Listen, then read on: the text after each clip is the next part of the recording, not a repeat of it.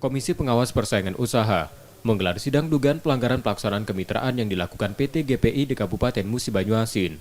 Sidang beragenda pemeriksaan ahli investigator di Universitas Sriwijaya Selasa kemarin.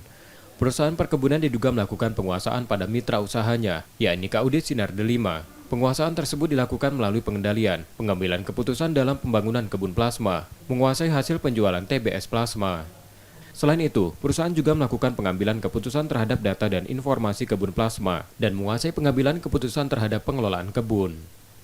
Karena hal itu, PT GPI diduga melakukan pelanggaran pasal 35 ayat 1 Undang-Undang Nomor 20 Tahun 2008 bahwa usaha besar dilarang memiliki dan atau menguasai usaha mikro kecil dan menengah sebagai mitra usahanya dalam pelaksanaan hubungan kemitraan.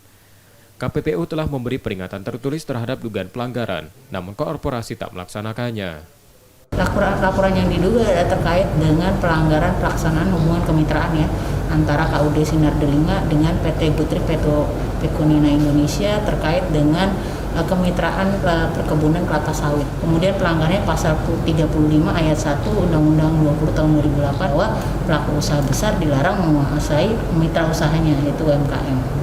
Penguasaan itu dalam bentuk tadi ya, mulai dari pembangunan, pengelolaan kebun sampai dengan penguasaan hasil TBS ya, seperti itu secara singkat ada 4 bentuk penguasaannya sebagaimana unsur pelanggaran pasal 35 ayat 1.